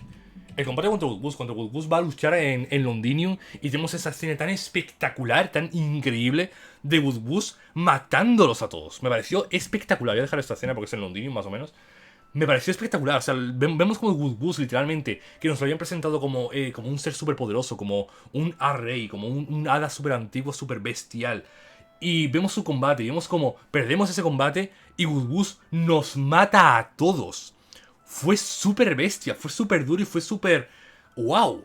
¡Wow! Me encantó muchísimo, dio muchísimo poderío al personaje de Woodwus. Y no me esperaba que luego todo eso fuera una visión de Gareth. Es decir, la visión empezó desde súper temprano y el juego no hace nada para hacernos ver que es una visión, hasta que luego vemos que es una visión. Y eso me encantó porque hizo que no me lo esperaba. Entonces, cuando todo ocurrió, cuando nos mata a todos y vemos que en el fondo era una visión de Gareth, yo me quedé rayado en plan, hostia, ¿desde cuándo fue una visión? ¿Cuánto de lo que hemos visto podemos cambiar en este punto? Me gustó muchísimo, muchísimo. Y obviamente, pues era otra vista de quién es realmente Gareth y todo el tema. Gracias a eso pues conseguimos derrotar a Woodwus y viene luego Beryl y le quita el Spirit Core usando una maldición en Baba Sith. Y eso es lo que quería comentar cuando lo he visto aquí un poco más adelante, que es que Beryl es un tremendo hijo de puta. Beryl es tremendo hijo de puta y por eso lo amo. Porque Beryl es malo. Beryl es malo. A Beryl se le suda todo, completamente todo. A Beryl no le importa a nadie. Todas las escenas que tiene Beryl con Baba Sith, donde la llama Lady Spinel y ella está súper contenta y demás, al recontextualizarlo todo después de lo que pasa en el final, me da muchísima pena Baba Sith, porque yo entiendo que Beryl, vale, se lo podía haber estado pasando bien, pero no le tenía ningún aprecio a Baba Sith, absolutamente ninguno le tenía. Porque Beryl no tiene aprecio por nadie, no tiene aprecio ni siquiera por sí mismo. Es muy malo, Beryl es muy malo y me encanta que sea un villano malo. Necesitamos en Fate más villanos que sean malos, como Douman. Douman también en Heian Kyo era malo. Era tan malo que ni siquiera podía convertirse en una bestia porque no tenía ningún tipo de amor por la humanidad. Así de malo era. Pues Beryl es igual, es un tipo malo. Y coño, absolutamente ninguno de los otros 6 scripters, ninguno es malo, ninguno. Kadok se nos une. Ofelia es tan buena que se acaba sacrificando y se muere. ¿Cómo se llamaba? Yu Meirem es un Servant que invocamos nosotros. Pepe es todo lo contrario a la maldad que existe en este mundo. Woodwus no. Wodain al final era bueno y todo lo que quería hacer era bueno y quería ir contra el Alien God. Y tengo entendido que luego David en el Lostverse 7 también va a ser algo más o menos bueno y que va a también ir contra el Alien God. Entonces, tío, hacen falta villanos. Y Beryl es un villano con todas las letras. Me gustó muchísimo en ese sentido. Y coño, me dio muchísima pena todo el final de Baba Sith. Pero vamos, ya llegamos a Baba Sith cuando veamos la escena final de Morgan.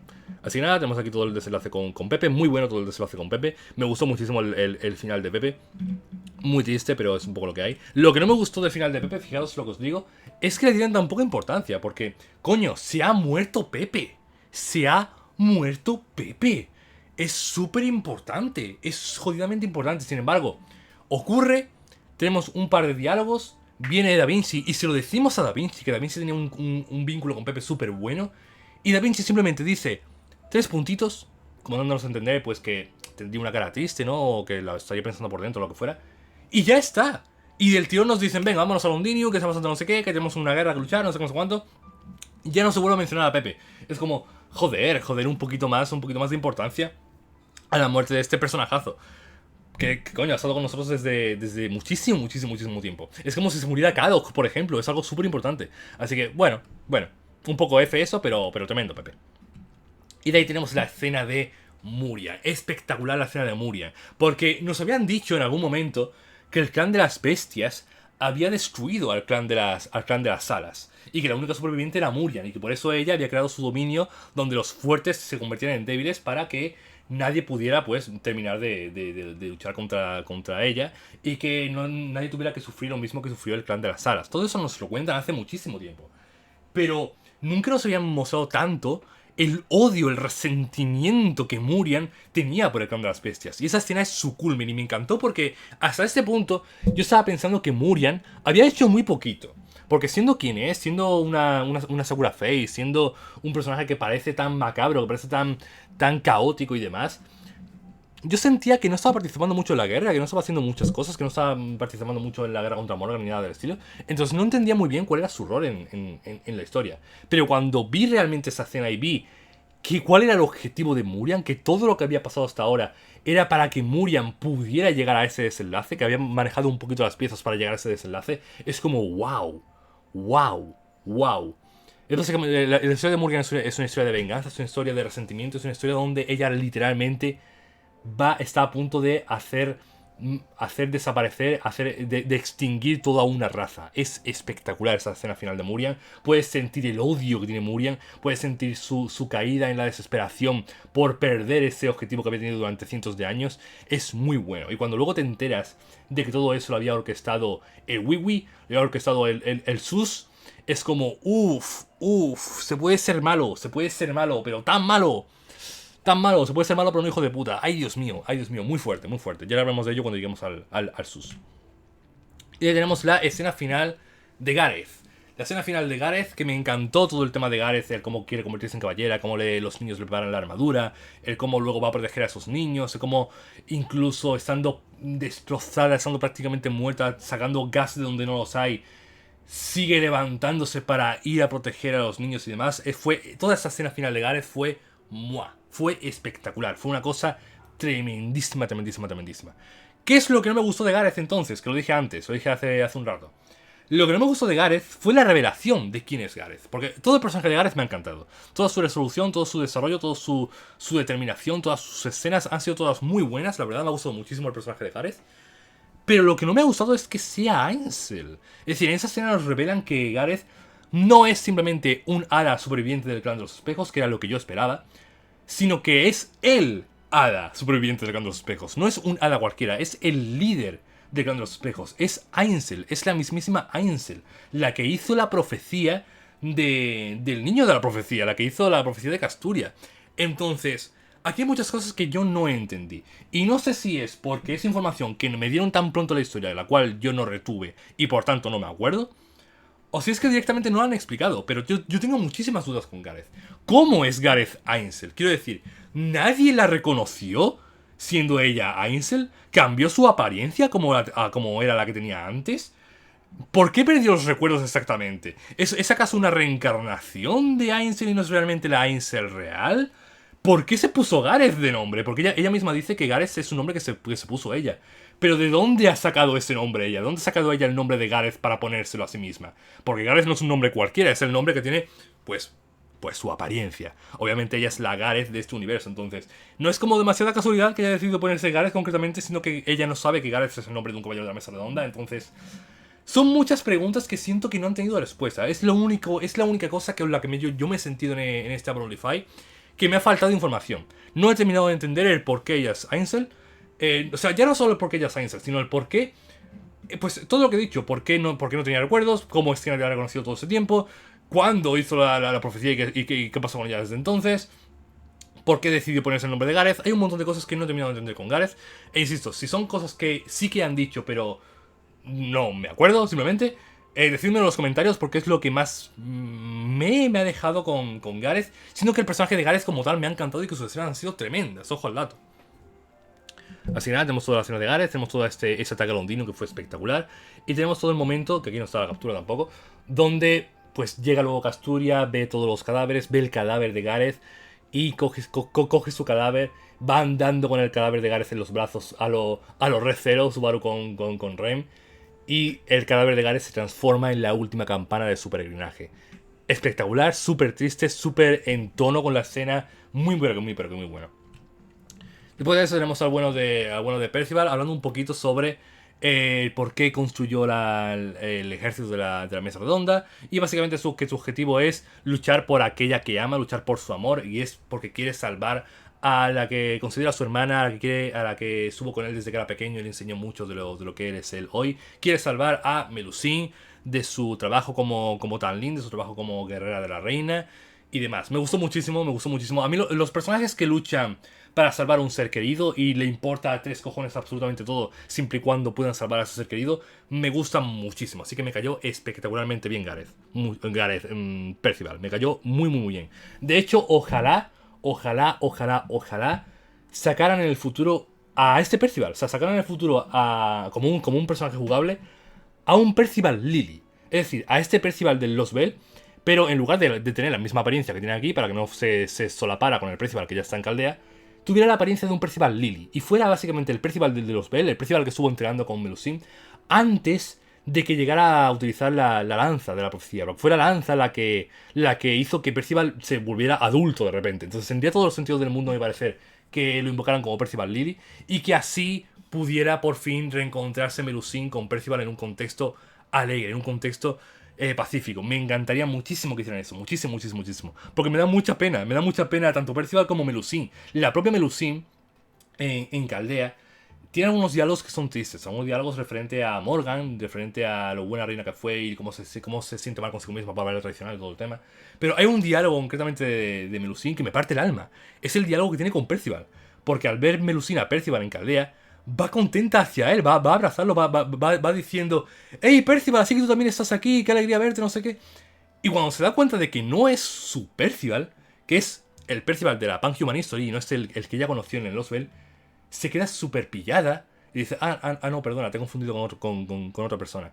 Va al máster súper triste y le dice algo así como: «Bueno, yo sabía que mi Percival ya no está en ninguna parte de este mundo, pero no, ni lo he pensado al verlo, así que bueno, es un poco lo que hay». Y lo dice con una voz súper triste, es como: ay Dios mío, mi corazón no puede con esto».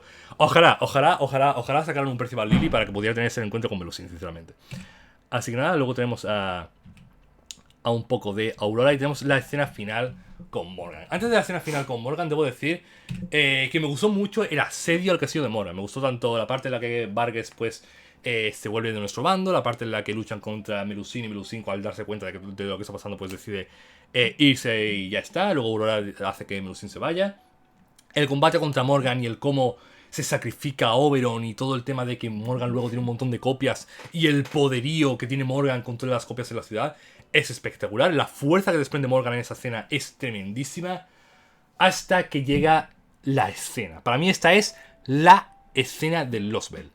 Es, Dios mío, Dios mío, Dios mío, Dios mío. Y es el primer punto en el cual ya podemos empezar a pensar en que Aurora tal vez sea un poco hija de remil putas. Es posible, es bastante probable, Porque vemos todo el desenlace de Woodwose y de Morgan y de Boba Sith. Y es una cosa loquísima. Me dio muchísima pena Woodwose.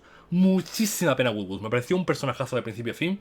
Y el cómo Woodwose, en sus últimos intentos, en sus últimos momentos, va a pedir ayuda a Aurora.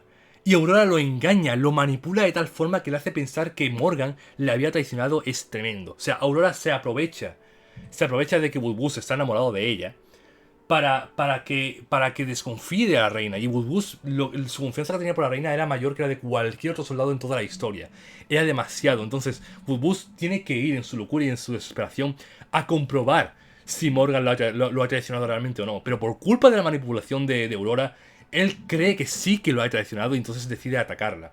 Y Morgan se deja atacar. Morgan siente que Woodwose está siendo engañado. Siente que Woodwose está sufriendo por hacer eso. Y se deja recibir el golpe.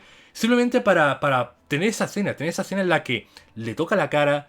Le dice esas palabras de: «Ay, Woodwose, mi pobre Woodwose, que siempre fue mi soldado más leal. Pobrecito mi Woodwose». Y es como que, ay Dios mío, porque en ese momento no solamente Woodwose se da cuenta de que efectivamente Morgan no lo traicionó y que Morgan sí lo ha amado, digamos, sino que nosotros como espectador también podemos sentir que Woodwose está sintiendo eso. Entonces cuando en ese momento cambian los ojos de Woodwose, empieza a derramar lágrimas y al darse cuenta de lo que le ha hecho a Morgan, que es la persona en la que más confiaba en este mundo, siente que ya lo ha perdido todo y se transforma en Morse y desaparece en ese mismo instante, es como, ¡ay, Dios mío! ¡Ay, Dios mío! A partir de aquí, a partir de este momento, bueno, de hecho, todas las muertes de este Los Bell son trágicas. O sea, si hubiera una palabra para definir este Los Bell, la palabra sería trágico, porque todos los desenlaces son a cual más trágico y es espectacular lo bien llevado que está. Tremendo, todo el final de Wood tremendo. Pero ¿qué pasa con esto? ¿Qué pasa con esto? Que esto no es solamente más que el desencadenante de toda la escena de Morgan y la escena de Boba Fett y la escena de Spriggan. ¡Wow! ¡Wow, wow, wow! ¿Por qué? Porque resulta que después de esto todo era un complot espectacular entre Aurora y Spriggan para acabar con Morgan. Sabían que Wood la iba a herir gravemente y sabían que en ese momento podrían atacarla con los soldados. Pero ¿qué pasa? Que Morgan es la putísima hostia, Morgan está rotísima. Entonces unos simples soldados no iban a poder con ella, entonces se llevan encadenada, derritiéndose por culpa de Beryl, por culpa de haber utilizado el espejo de Morgan. Se llevan y la presentan ante ella a Bao Sith. Y que en ese momento, que la reina tiránica que siempre nos habían presentado como con una mentalidad de acero, que hayamos podido ver después de este primerísimo momento de debilidad donde vemos cómo ella empatiza con Wood y donde realmente tenía apego con Wood, que después de este primer momento de debilidad veamos cómo Morgan se queda paralizada al ver a Baba Sith, al que considera su hija, derritiéndose delante de ella, literalmente, sufriendo sin poder hacer nada hasta esperar su muerte, y que ese momento de parálisis al verla fuera tan impactante como para que ella se quedara literalmente sin hacer nada durante un segundo y fuera el segundo necesario para que acabaran con ella los soldados, es wow. Es wow. Wow, wow, wow, wow, wow. Ya no solamente por todo el complot de Aurora y Spriggan, sino por Morgan, por el personaje de Morgan, por la crueldad, por la tristeza, por la tragedia. Es demasiado potente, es demasiado potente. Pero es que la escena no acaba ahí. La escena no acaba ahí. Porque incluso Morgan, con un brazo y una pierna menos por culpa de los soldados, del ataque de los soldados, incluso así, Morgan sigue estando rotísima. Sigue siendo suficientemente poderosa para acabar con esos soldados y para estar arrastrándose hacia su trono con la poca fuerza que le queda, porque en el momento en el que llega a su trono podrá recuperar sus fuerzas. Y sin embargo ahí tenemos la última parte de esta escena donde Aurora empieza a decir la verdad, la supuesta verdad, a todas las hadas del trono de que Morgan en realidad era Aesk, de que ella en realidad fue una hada del paraíso, de que no merece ser su reina, de que los hadas han engañado todo ese tiempo. Y esto despierta la ira de las hadas, de sus mismos súbditos, y hacen que estas mismas hadas la traicionen y la desmiembren delante de Baba Sith, mientras ella, sin poder hacer nada, solamente sufriendo allí sin poder moverse, vea como su madre es descuartizada delante de ella, mientras Morgan está llorando tratando de alcanzar el trono. Es wow, wow, wow, wow. Porque ya no es solo eso, ya no es solo la tragedia del momento, sino es el que nosotros tenemos también el contexto de que Morgan, cuando era Aesk, tuvo que sufrir esto mismo durante muchísimos años. El tratar de salvar a las hadas y que las propias hadas la traicionaran. Fue debido a no querer sufrir eso más que Morgan se convirtió en una tirana, que hizo que Baba Sith fuera tan cruel y que ella acabara por tener tanto apego a su trono y demás. Entonces, que incluso después de todo eso, después de todo lo que ha sufrido, su final haya sido el mismo que tuvo tantas veces como Aes, siendo horriblemente masacrada por la traición de sus súbditos, de las hadas a las que ella estaba protegiendo. Dios mío, qué potente, qué potentísimo, qué potentísima esa escena. Muy brutal. Muy pero que muy brutal. Y de hecho me encanta el hecho de que Morgan nunca haya sido realmente la mala. Porque sí, era una reina tiránica. Pero era una reina tiránica porque las hadas son unos pedazos de hijas de puta. Entonces es comprensible que fuera una reina tiránica. Pero a pesar de todo, era una reina. Era una reina que estaba velando por la seguridad de su reino. Entonces, me encanta cómo es morirse Morgan. Es morirse Morgan. Y todo se va a la mierda. Aparece Cernunos, empiezan las calamidades, inundan los Mors, empiezan las guerras civiles. Todo se va a la mierda al día siguiente de que Morgan desaparece porque no está Morgan ahí para controlar las cosas. Es loquísimo, pero tiene todo el sentido del mundo porque es lo mismo que le pasaba a Esk durante sus aventuras. Aesk necesitaba poner a alguien en el trono. Y por eso Aesk trató de poner a Uther en el trono, para que alguien tuviera para que las hadas tuvieran un rey que pudiera unificarlas y que pudiera hacer que no se expandiera la locura por las tierras. Y sin embargo, ¿qué pasó con Uther? ¿Qué pasó con ese rey que Aes quería poner en el trono? Que fue envenenado. Fue envenenado, fue traicionado y fue asesinado por las propias hadas. Muy bestia. De la misma forma que le han hecho a Morgan y de la misma forma que le harán a Med. Y esta es la segunda gran razón de por qué Aurora es una tremendísima hija de puta. Porque nos revelan que fue Aurora la que envenenó a Uther. Y que ha sido Aurora la que ha envenenado a Med en el día de su coronación y la que ha hecho, por ende, que todo se vaya tantísimo a la mierda. De hecho, incluso el propio Sus, incluso el propio Traitor, menciona que Aurora tendría que haber esperado otro momento en el caso de hacer esto, en el caso de querer matar a Nognarea para que las hadas pues no tengan como líder a una hada extranjera, digamos. Había un momento y un lugar para todo, y sin embargo Aurora se la suda tres cojones, porque el simple hecho de que Nognarea hubiera estado teniendo más atención que ella, era suficiente razón para que decidiera quitársela del medio. De la misma forma que hizo con Uther hace años, de la misma forma que ha hecho ahora con Morgan, y de la misma forma pues que ha hecho con Nognarea. Así de mala zorra es Aurora, es muy mala. Y faltan cosas por decir de Aurora. Porque resulta que luego, más adelante, voy a decirlo aquí en ese punto, más adelante, la propia Coral, ¿dónde está Coral? ¿Dónde está Coral? Voy a ir mucho para atrás, pero es que quiero poner la imagen de Coral, porque pobrecita Coral. Más adelante, la propia Coral, que era la segunda al mando de Aurora, le dice: ¿no crees que te estás pasando? ¿No crees que deberíamos huir? ¿No crees que deberíamos hacer algo para salvar a nuestros ciudadanos? Y cuando Aurora le dice que no, que se la suda tres cojones a sus ciudadanos, que lo que quiere hacer ella es salvarse a sí misma, que lo que quiere hacer ella es irse a la Pan-Human History para poder así jugar con muchos más humanos los cuales la idolatren, es como: Dios mío. O sea, Coral se da cuenta de que Aurora está puto mal de la cabeza. Coral se da cuenta de que Aurora es un ser exageradamente egoísta que solamente mira por ella. Y cuando Coral le pone impedimentos, le dice que esa no es la manera, Aurora la amenaza. Aurora le dice que deje de dar por culo, porque si sigue así le va a tener que arrancar las alas de la misma forma que le hizo a Velomacria.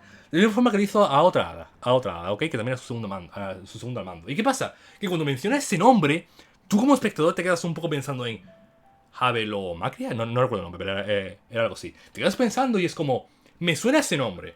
¿Quién era ese tipo? Me quiere sonar. Y entonces caes en la cuenta de quién era ese tipo. Ese tipo era una de las hadas que estaban al principio de la historia. Era una de las hadas que estuvieron en esta ciudad. ¿Y qué era esta ciudad? Esta ciudad era la ciudad donde se mandaban a las hadas que no tenían ningún propósito, que habían perdido su camino y que se consideraban basura de desechos humanos. Era aquí donde se mandaban a estas hadas porque no tenían ningún otro lugar al que ir. En esa ciudad había un hada en concreto del clan de las alas que no tenía alas y que era muy buena onda con nosotros y que más o menos era el líder de la ciudad y todo el tema, a la cual acaban matando aquí. Al entender lo que dice aquí Coral, lo que dice aquí Aurora, es como: hostia, resulta que esa hada estuvo allí porque trató de hacer las cosas bien con Aurora y Aurora se lo quitó del medio. Es como: Dios mío, ¿cuánto tiempo lleva siendo una hija de puta Aurora? Es tremendo. Pero ya no solo eso. Es el final de Coral. Coral me caía súper bien. No era especialmente agradable con nosotros, pero era recta. Era una muchacha que sabía velar por sus ciudadanos, sabía velar por su ciudad. Y simplemente no quería tener pues problemas cuando no eran necesarios. Era una chavala que no había hecho nada malo y que simplemente hacía las cosas como tenían que hacerse. Y además era muy bonita, porque es muy bonita Coral.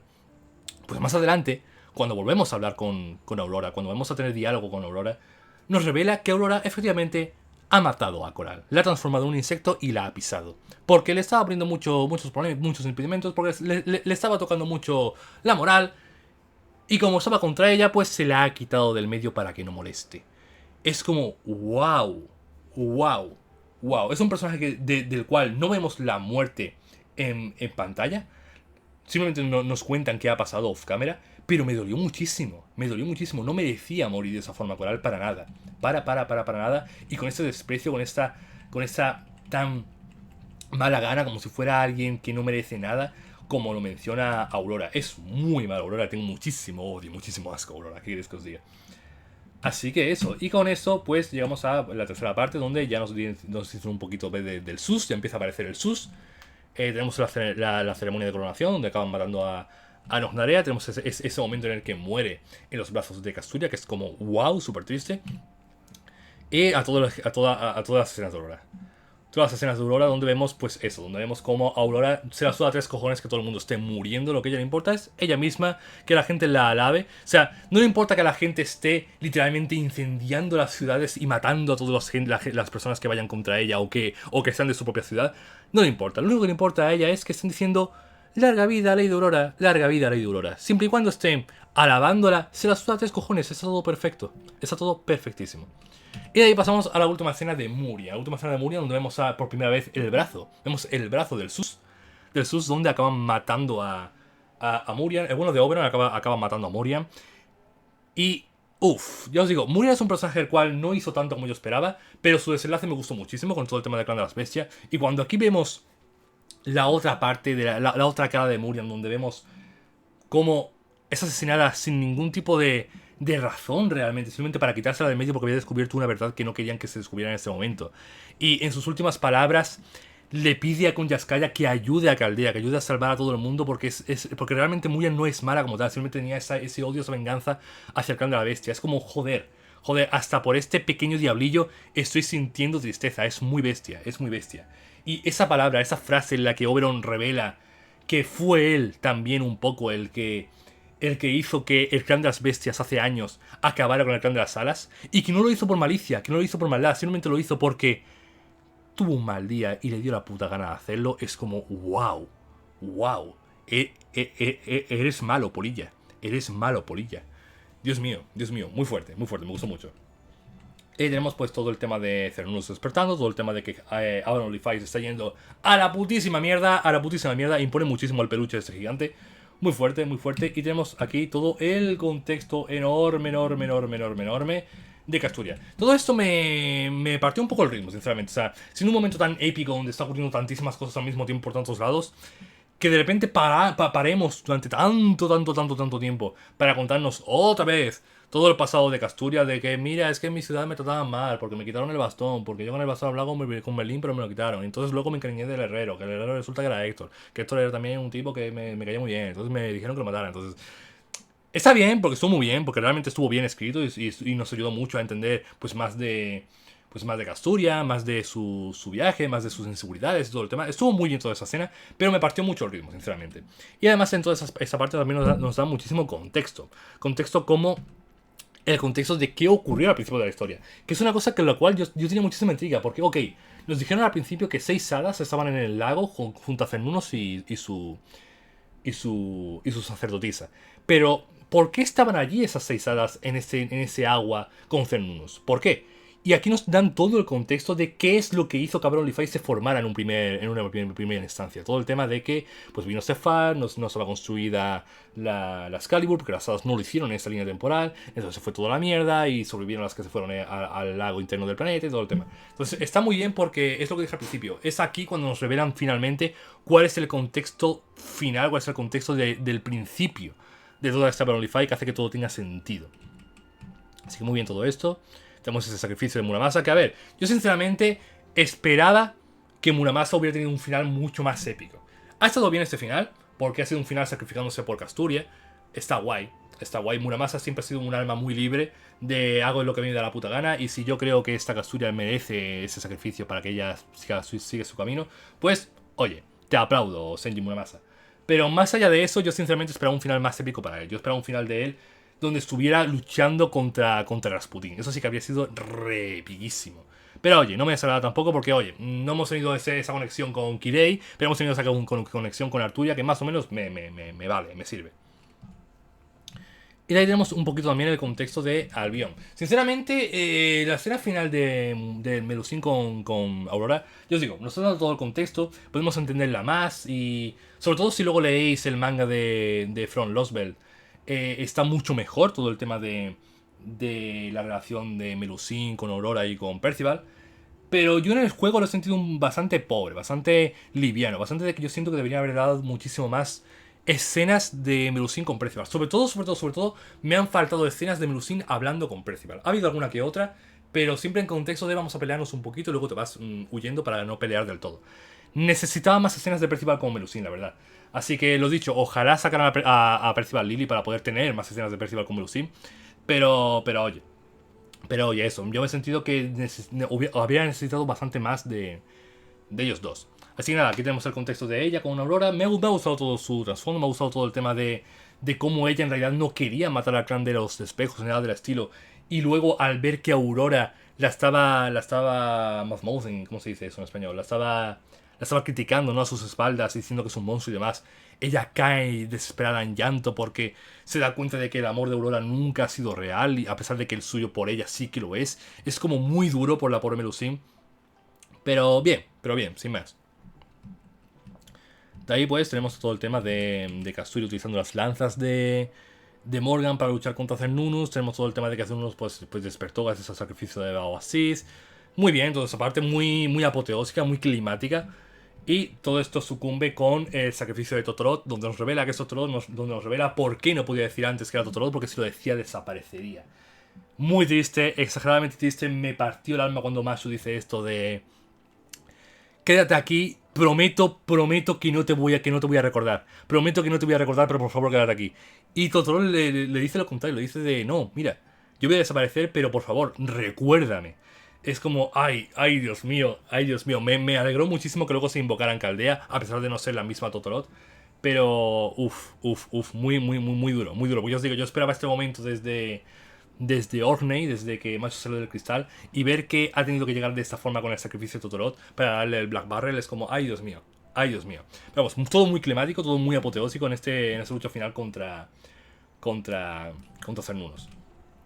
Y después de Cernunnos, después del gran clímax de la historia, cuando ya todo el mundo está tranquilo, desaparece Kuchlan, ya todo está como wow, perfecto, es que aparece el Sus. Para empezar, debo decir que esto que han hecho con los diálogos rojos me ha parecido curioso.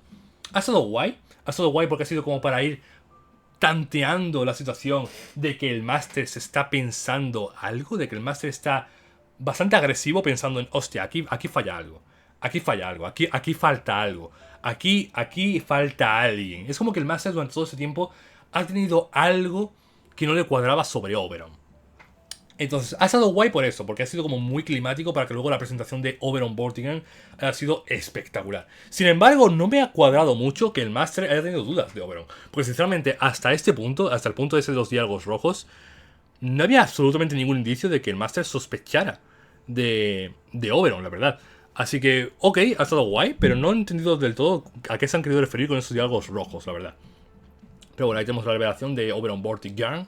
Muy épica, pero que muy épica, muy apoteósica, muy de Dios mío, aquí estamos ante un villano espectacular. Aunque debo decir que todo el tema del que sea Pretender funciona, pero no soy fan. Es decir, a ver si lo he entendido bien. Es decir, Oberon nació, lo voy a decir en modo preguntas porque genuinamente no lo sé.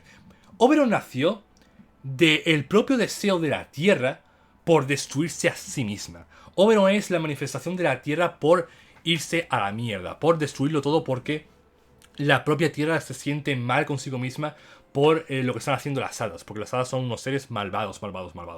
Entonces, de la misma forma que el planeta, de la misma forma que el mar de la Tierra creó a Morgan y a Casturia para salvar el mundo, la propia Tierra también creó a Oberon para que lo destruyera. Oberon es el mismo tipo de ser, el mismo tipo de hada, digamos, que Morgan y Casturia. Es un ser creado por la propia Tierra con un solo objetivo, que es el objetivo de acabar con toda la humanidad.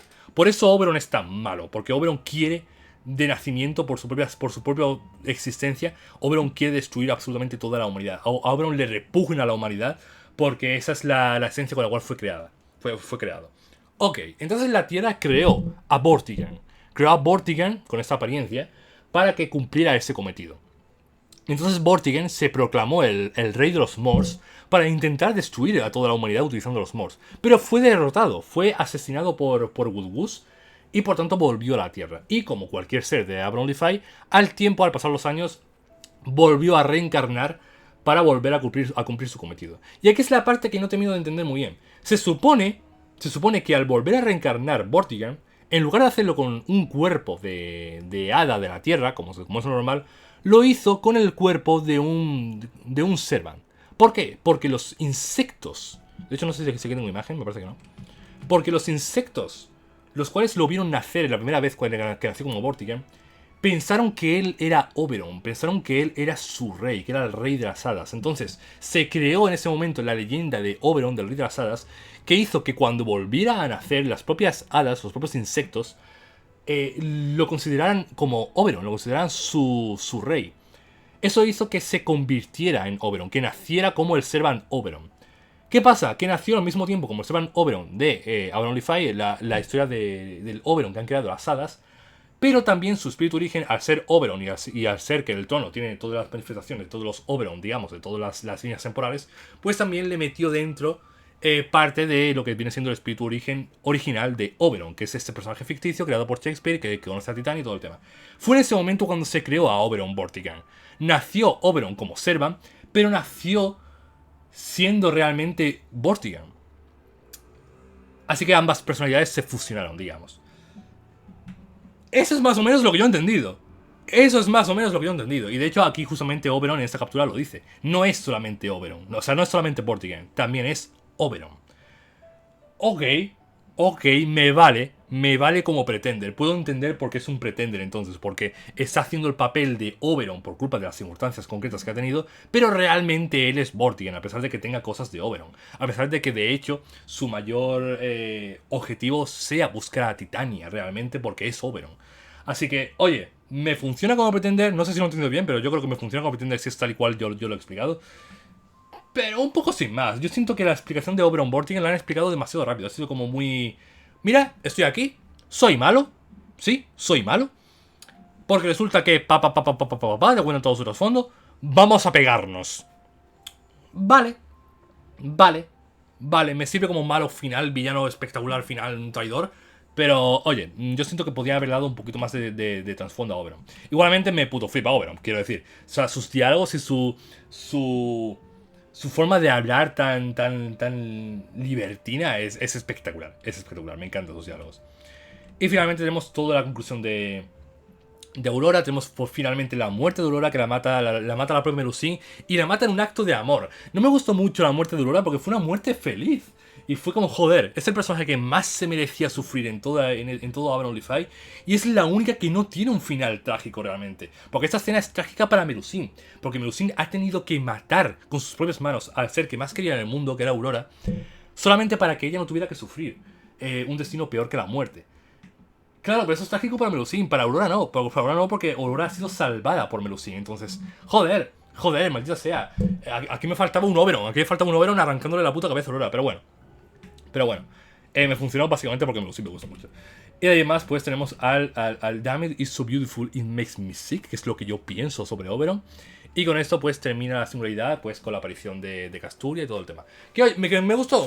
O sea, era algo esperable que Casturia, después de haberse sacrificado para luchar contra Cernunnos, una vez ya ha llegado a Avalon, pudiera ser invocada como Servant y viniera en este último momento como clímax final de aquí estoy yo, esa soy la yo que tendría que haber sido en un mundo idílico, digamos, la Casturia Avalon. Y que ya sea el combate final contra Oberon, me gustó, me pareció algo bastante climático. No es algo tampoco que haya salido de la nada, porque es algo que también sucedió en Babilonia, con Gilgamesh, sin ir más lejos. Así que estuvo bien, ya os digo, lo único que no me gustó de eso fue todo el tema de Hope, porque fue como que no lo entendí, sinceramente, en plan, ¿por qué Hope significó tanto para ella? ¿Qué hizo realmente Hope? ¿Qué significa que ella le dio su nombre? No termino de entender eso del todo bien, pero oye, quitando ese pequeño detallito, me gustó mucho el final. Y con eso, pues, se fue a la putísima mierda toda Britannia. Terminamos con el SUS. Y termina Avalon Lifey. Insisto, The Moment That Planet Is Born me ha gustado muchísimo. Ha sido el Lost Bell que he visto más completo con diferencia. Ha sido la historia de Fate que he visto yo casi que más completa con diferencia. Ha sido... O sea, lo que quiero decir con esto es que no ha sido solamente mi Lost Bell favorito. No ha sido solamente mi parte de Fate favorita. De mi parte de FGO favorita. Sino que ha sido uno de mis materiales de Fate favoritos de todos los productos de Fate. Quiero decir, mi producto favorito de Fate, como sabréis, es Fate Strange Fake. Pero casi que podría decir que mi segundo producto favorito es Avalon Lifey. Porque ha sido loquísimo, ha sido muy bueno de principio a fin. Una cantidad de personajes espectaculares, todos muy bien desarrollados, todos con finales súper bien llevados. Muy bien, espectacular. De hecho, Una conversación que he tenido alguna vez con algunos amigos es que si animaran Cosmos in the Lost Bell, me gustaría que lo animaran desde el principio, obviamente, y de ahí tiraran para adelante. Pero sinceramente, si les diera por animar solamente Avalon Leafy, me daría igual porque quiero ver Avalon Leafy animado, porque Avalon Leafy ha sido demasiado bueno. Así que ya estaría, gente. No sé cuánto va a durar este vídeo. Me imagino que como mínimo hora y media, incluso que 2 horas. Va a durar una maldita barbaridad. Pero oye, a los que os haya gustado Brawlify, a los que ya hayáis leído Brawlify entero, imagino que habrá sido entretenido ir pasando parte por parte, escena por escena, por todos estos caminos. Así que nada más, espero que no se me haya quedado nada en el tintero. Podéis preguntarme cualquier cosa por Twitter si queréis hablar más del tema. Y poquito más, gente, como siempre digo, recordad que habéis gustado, podéis seguirme en Twitter para estar tantos demás del canal y nos vemos en el siguiente vídeo. Bye.